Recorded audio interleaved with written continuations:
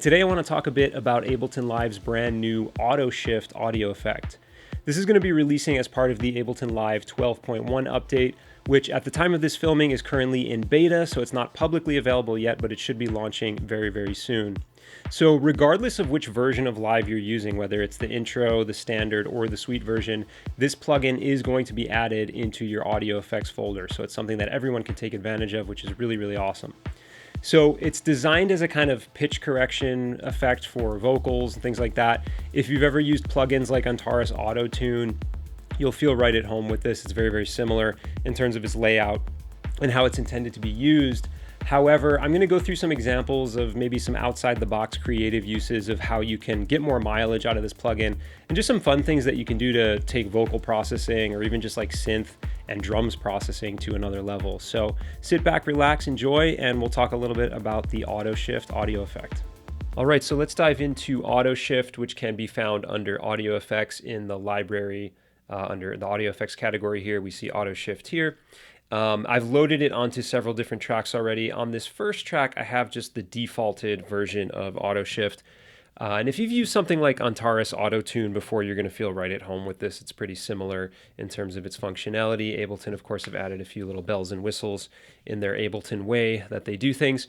But the main page here, which is the quantizer, this will show us a little keyboard which highlights notes on the selected scale. Right now it says root C and then it says scale custom. That's just because every note is currently lit up right now. But if I select a different scale from here, let's say minor, we can see that it will remove notes that are not in that scale and highlight only the notes that are in that scale. If I change the root key here, maybe we'll go to E minor or whatever, it changes the highlighting of the notes. So the reason it does this, let's go back a few steps here. Let's go back to where everything is highlighted, back to our custom scale here where it's going to play everything, is that if we play a sample, what we have up here is this kind of pitch detector, and this is detecting the pitches that the sample is playing. So in this case, I have this vocal sample from Sonic Academy's House DNA pack, and this is what it sounds like originally. It's keyed in F sharp minor. So if we do this, well, let's just let it play for a second here, and we'll see up here it's reading the pitches that she's singing there. And then if we switch the key, or we'll switch the root to F sharp and the scale to minor, it's not really going to make it change audibly at all, but we will see those notes light up on the keyboard here. And we can see that she is singing all notes in that scale. So, of course, we could use this for pitch correction, right? If we have a singer that we've recorded, maybe some of their pitches are slightly off and we just want to tighten things up. That's kind of the most common use case of why you might use this. But you can also use it like I want to do here, just to kind of flip the scale. If you have a sample or a loop, or you've recorded some vocals and you're like, actually, I want that to be in a different key altogether. You could, of course, go into your clip and use the pitch control and transpose the entire clip up and down. But the cool thing about this is that it will automatically transpose just specific pitches if they're not in the scale. So let's just flip this from F sharp major to, from F sharp minor into F sharp major, and we'll see which notes she's singing that aren't in the scale and how it kind of quantizes those, hence the quantizer setting here, how it quantizes those to the correct pitches in the scale. Give me something to believe. So if you remember before, let's go back to minor here. We have an A, and I think she sings a D note at some point. Or there's an E note. So the E and the A note are not in the scale. So if we flip back, we can see that the E got flatted down to D sharp or E flat, and then that A got sharped up to A sharp. Let's play it one more time. Give me something to believe. So I'm just taking certain specific pitches and quantizing those or shifting those so that she's singing in the key that we want her to sing in. Let's just look at a few of the other controls before we move on to a couple other examples here. On the left side, we have this input section, and we can switch between high, mid, and bass. This is basically telling the Auto Shift which frequency range to really focus on. So I left it on mid here because most vocal performances are going to be in the mid range. But if you have a sample or a loop or recording that's in a much lower register, you might want to choose bass. That means it'll focus on lower pitches basically and detect those. High is going to be something that's much higher. Maybe you have a high synth, or maybe you've recorded a vocalist that has a really high voice, maybe a young Justin Bieber or something like that. You might switch to high mode here. So it's just focusing on higher frequencies and analyzing those to detect the pitches. This input gain is just going to control the input. If the input's a little quiet or a little too loud, you can control the gain from there.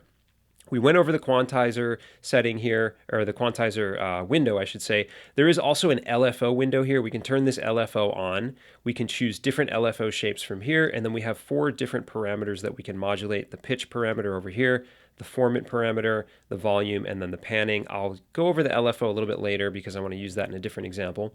But let's jump over here where we have the pitch and the quantize settings. The pitch is simply going to be like a repitch, so we can, play the sample back here, and I can just pitch the whole thing up. Give me something to Now it'll stay quantized to the scale that we're in, but this pitch will actually change it post quantizing the pitches. This will then pitch up the output to a new setting here. So it's going to quantize it first to the scale, and then we can pitch it up from here. So just note that if you do pitch this up a certain amount, you may take it back out of the scale that you intended it to be in. So just use that with caution. But this is just kind of a crude pitch shift in semitones. We can also pitch shift in cents, just do some custom pitch shifting with those.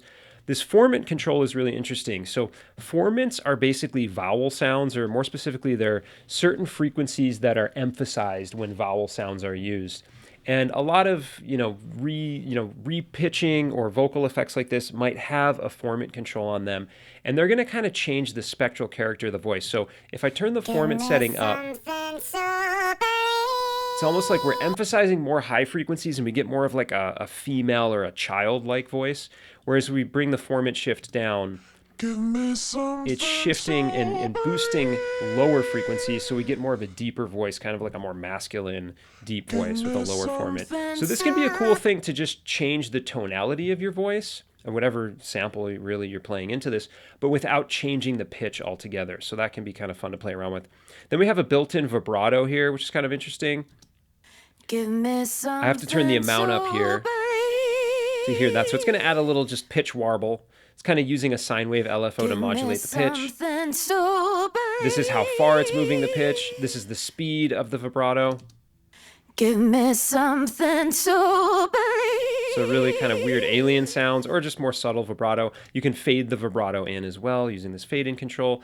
And then of course we have a dry wet parameter down here just to kind of blend the signal together.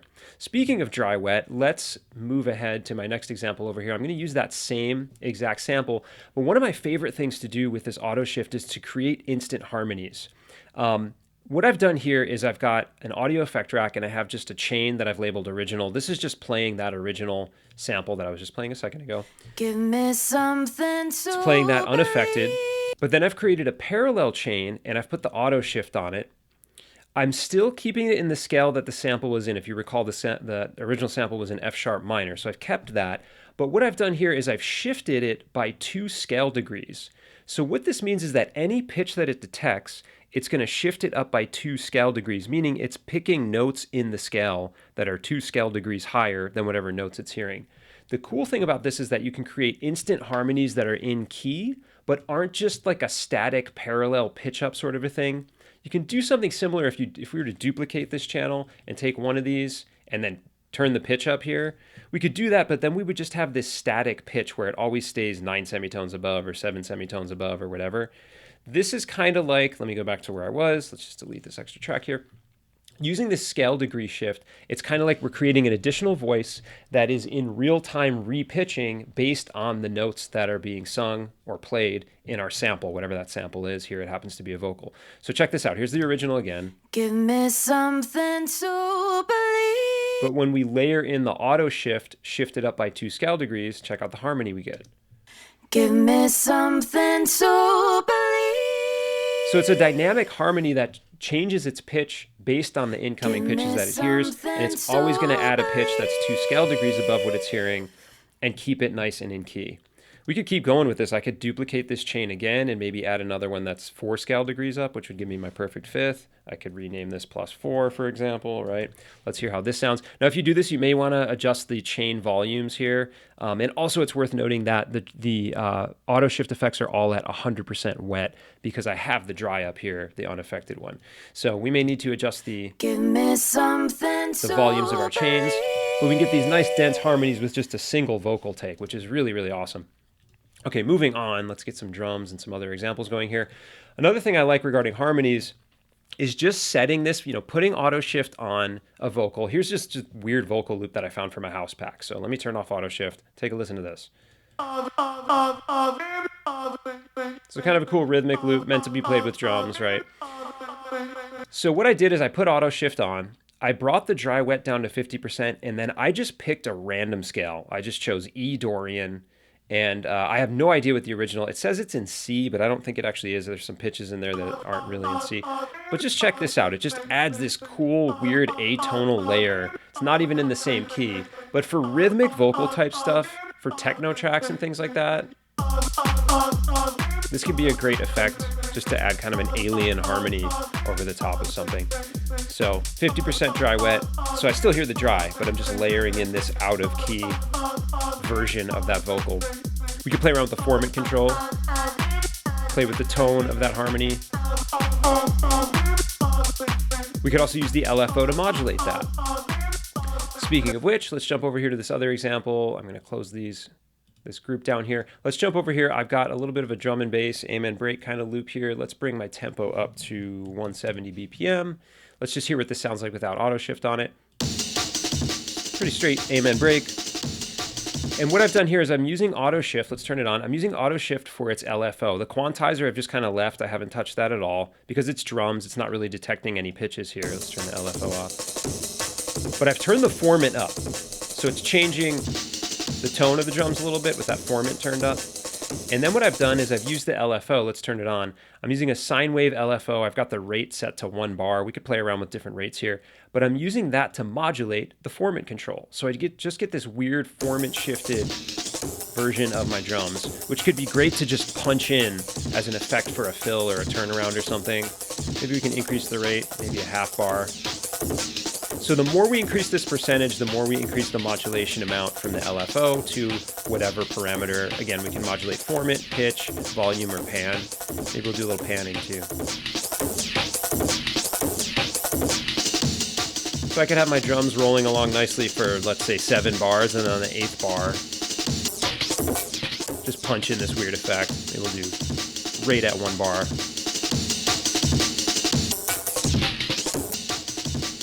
So the LFO, built-in LFO to modulate a few different parameters, that's a very cool feature as well. And then last but not least, we have this MIDI in section. So let me explain what's going on here. So I found this vocal. This vocal is just something that's in the Ableton Live core library. If you search for it, you can probably find it. I think it originally came with Live 10, but I feel like it's carried over since then. If you just are buying Live 12 and it's not in there, I apologize. But long story short, it's a copyright-free vocal. It came with Ableton Live's core library, and this is what it sounds like. I added some warp markers and just time stretched it a little bit, but this is more or less what it sounds like. Let me make sure I have auto shift turned off so I can actually hear it. And I chose this vocal because there's a lot of just long sustaining oohs and ahs and stuff, and that's what I wanted. So in addition to our quantizer mode, we can turn on, if we click this little arrow button here, you see it says MIDI in, we can turn this MIDI function on. And what that means is that we can route MIDI from another channel in our project into the auto shift, and then it'll take those pitches. So what I have over here is just an empty MIDI channel. I don't have any instruments on it. I do have a MIDI effect that I'm going to use in a minute here. And I've just played in some notes rhythmically. What did I play? An E, a G, D, and an F. I just kind of played these rhythmically, and I told the auto shift on this vocal track to listen to that empty MIDI channel. And here's what it sounds like if I play the MIDI clip from the empty MIDI channel along with the vocal. So it's just following the pitches that are playing in that MIDI clip, and you get this cool kind of rhythmic effect with it. Let me make sure that my clip is off. Okay, so anyway, this could sound a lot more interesting if I maybe change the input to polyphonic mode. That means that now it's going to read more than just one pitch. Now, granted, I only played 1 note at a time on this MIDI clip, but I've used this chord MIDI effect to turn that 1 note into a chord. Now I just have minor triads playing. Also, let's bring my tempo back to maybe 128. Do more of like a housey thing here. So now, this MIDI channel, I'm playing 1 note at a time. That note's getting turned into a chord, and then that full chord in polyphonic mode is going into the MIDI input on the auto shift, and it's reading different pitches, and it's real-time repitching this vocal to follow those pitches and give me this cool little chord stab motion. In the MIDI input section, we have an attack and a release time. If we want to kind of fade the notes in as it plays, or turn the release up. So so they hang out a little bit longer. There's also this key latch function, which is interesting. Because my original MIDI performance is a bunch of notes broken up, if I turn that on, let's go back into the auto shift. If I turn that on, what it does is it holds the notes until the beginning of the next note. So I'll get more of a sustaining feel rather than the broken up rhythmic pattern that I played in with my MIDI notes originally. So let's go back here. Let's actually turn that off. Let's hear how it sounds with some drums. Maybe a bass line. This is just a bass synth from Operator. So I've taken that sustained vocal, and with auto shift and a little help from the MIDI chord effect, I've now created a cool little vocal chord stab to go along with my bass line and my drums. So these are some additional kind of creative uses, just some other ways that we can get mileage out of this really cool auto shift effect. Yes, we can use it to auto correct performances of vocalists and things like that, make sure things are all in key, but there's so many creative applications of this outside of just using it on vocals. So I encourage you to experiment. I've given you some ideas and things to play around with. Have fun and enjoy auto shift when it drops with Ableton Live 12.1, which should be coming soon to a computer near you. Take care, everyone.